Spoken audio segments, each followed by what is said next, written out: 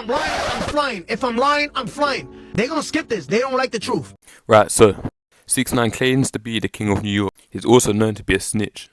Another name for a snitch is a rat. Hey, bro, I'm just saying, nigga, all these motherfucking rappers out here motherfucking snitching left to motherfucking right and shit.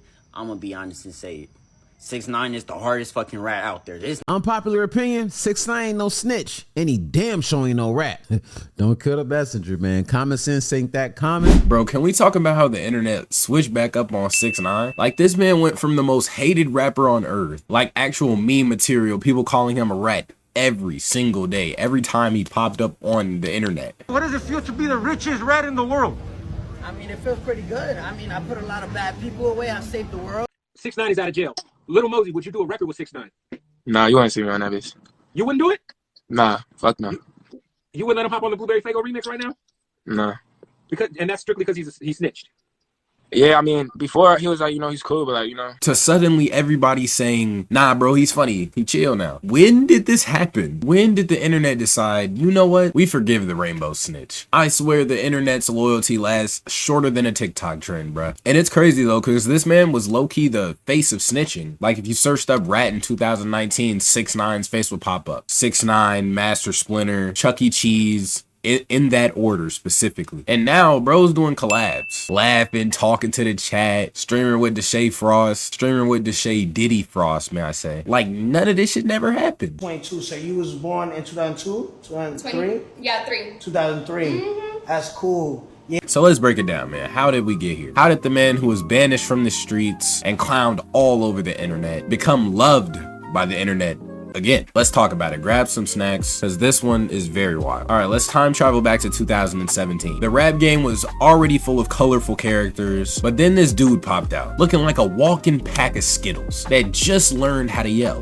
Niggas envy, Blicky got the stiffy, got Blicky, drumming home 50, 6ix9ine dropped Gummo, and we all lost our minds. Yes, we. And don't even lie, you were in your room screaming, Blicky got the sticky, all that extra shit, man. Even though you had zero ops. It's funny because his whole image was trolling before trolling was even respected. Bright hair, tattoos everywhere, screaming on every track like his mic owed him money, and yet it worked. Every video had millions of views. He pulled up in neighborhoods talking crazy, trolling rappers, but the music bumped. He was like if a comic book villain got a record deal. King Bone died lacking, Nipsey died lacking, Pop Smoke died lacking. Right. So niggas can't lack?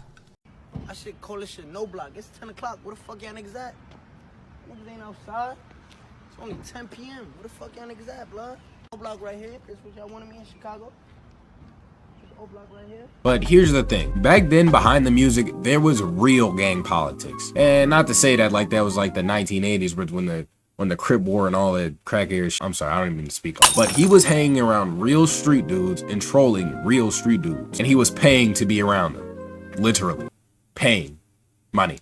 Like bro was financing his own protection, and it was working until it wasn't. Now this is where it all started to fall apart. The same people who he thought was his gang, his protection, his team, they were using him. They kidnapped him, robbed him, did things with his baby mother, literally took his money, played him, did him dirty, all of the above. So when the feds came knocking, bro was like, yep, that's them. That's him, him, and him. 6ix9ine was in a courtroom pointing like he was at a group project presentation. I'm in the sneaker store, the feds grab me, they're like, yo, you have to come with us. I'm like, who are you? Like, yo, you have to come with us. They tell me they're the feds. At this point, I'm snitch ready. You know what I'm trying to say? So a lot of people don't know this. I was snitching before I got locked up. And then that's when everything flipped. The internet turned on him instantly. Bro went from King of New York to Federal Informant of the Year overnight. Literally overnight. Nobody wanted to hear his music. Nobody wanted to hear what he had to say. Memes everywhere clowning the dude. Rappers clowning him. Everybody. Literally everybody. The whole 9 miles. And it was wild because if we being completely honest, most people in that situation, including myself, would have done the exact same thing. Like, let's be real. You get kidnapped, robbed, and the people who are quote unquote loyal to you try to get you killed. Yeah, bro. Sayonara, sucker. What loyalty are you supposed to have left? I ratted. But who was I supposed to be loyal to? But that didn't matter to the internet. Not whatsoever. The keyboard warriors were not holding up on bro. The internet does not care about context. They just want content. Every joke, every meme, every rapper throwing shade. It was endless. 6ix9ine got out of jail, tried to justify it, basically saying, y'all mad I didn't stay loyal to the people who wasn't staying loyal to me? And the internet was like, Yes, no mercy. He dropped the Gooba. You're mad! I'm back! Came back all loud, flexing cars, flexing cash, yelling at people online. And it worked for like a week. Then people just stopped caring again. From 2020 to 2022, it was like 6ix9ine could not buy respect. Nobody took him serious whatsoever. Nobody. He was still rich. He was still famous. But socially, he was done. Completely fried. No rappers wanted to collab except for Kodak, which he had to pay $1 million fucking dollars. It's $1 million question. About $1 million song. Yeah. Do you regret it a little bit? No. Okay. That's an M. One song. My song. For 16. That is insane. No rappers wanted to stand next to him though. Even DJ Academics looked stressed trying to defend this man. Bro was like the definition of internet exile. Like this nigga was done, bro. But then something changed. The rap game started getting real quiet about that snitching code. And suddenly a lot of rappers started getting caught in cases. And the real ones weren't looking so real anymore. The YSL case. So it may seem like I'm trying to help Doug out. I'm not trying to help him out. Gunna situation. I became affiliated with YSL around 2016. Is that true as it pertains to you, Mr. Kitchens?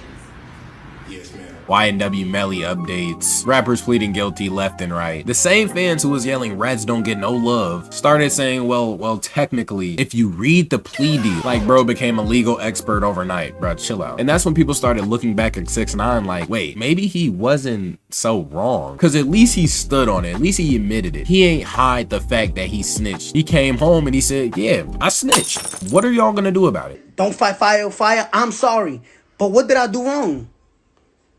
Be loyal to niggas that's fucking my baby moms. Be loyal to niggas that kidnap me, beat the shit out of me on video and everything.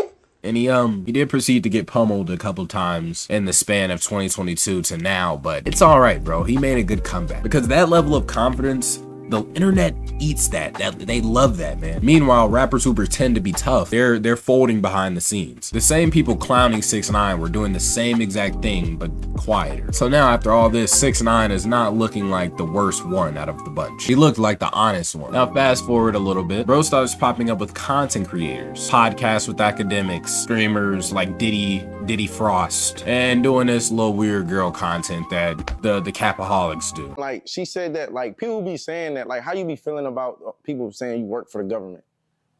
I mean, I don't feel no type of way because I already know that child told her them questions to get the views. So like at the end of the day, she's a beautiful person. You know T.I., the OG, T.I., right? The OG of Atlanta. T.I. is on YouTube on the stand. T.I. is on everybody go. Hold on. If I'm lying, I'm flying. If I'm lying, I'm flying. They gonna skip this. They don't like the truth. Lil TJ almost lost his life at Chipotle. Oh, they spamming rats. The shit coming back up. 22, so you was born in 2002? 2003? Yeah, 3. 2003. But 6ix9ine stopped trying to be the biggest gangster and started being the funniest troll. He figured out that you can't kill a meme. You can cancel a rapper, but you can't cancel someone who don't take themselves serious. That's when that switch happened. The internet went from laughing at him to laughing with him. And now he's back everywhere. And you probably see him across your For You page a couple of times. I'm not even gonna lie, I had. Not musically, but socially. And if you remember earlier in the video, what wasn't he good at and what wasn't going right for him was the social aspect of the shit. He's more relevant than half the rappers that tried to diss him, if I do my math correct. Bro's doing collabs with content creators, his clips are going kind of viral, and people are saying, nah, bro's actually kind of funny, and this is insane. He went from street beef to doing reaction, from FBI reports to IRL streams, and that's why he's winning again, because this generation does not care about codes. They care about content. You can literally snitch, get out, drop a TikTok, and the internet will say, laughing my ass off. This is still funny though. The internet is built on short attention spans and long forgiveness. They'll cancel you Monday, meme you Wednesday, and forgive you by Friday if you make them laugh enough. And that's exactly what 6ix9ine did. He made himself funny again. He made people kind of forget why they hated him. At that, he used it to make them like him again. He became a walking meme and people love that energy. Meanwhile, the rest of the rap game fighting indictments, career declines, and at that, the rap game is kinda going kinda stale right now, if you ask me. Y'all let me know in the comments if y'all agree with me or not. So what's the moral of all of this? The internet don't care about if you right or wrong. The internet cares about who's entertaining. If you make people laugh, they'll forget about what you did. And I don't mean to say that in a weird way, but in some cases like these, you see what happens. 6ix9ine didn't change. We did. We stopped caring about street codes. We stopped caring about clicks, memes, and how funny the next clip is gonna be. The internet forgives fast, but only if you keep them entertained. And 6ix9ine has mastered that. So yeah, man, he's a troll. He's still chaotic, loud, still controversial, but somehow, some way, he's liked again. Maybe not respected, but most definitely liked. And on the internet, that's all you need. Anyway, guys, that's it for today. I'm gonna see y'all in the next one. If y'all wanna see any more content, make sure y'all check out my last video on humor and went absolutely viral. Make sure y'all leave a like, subscribe. We're on the road to 1,000 subscribers, man. Till the next one. Deuces.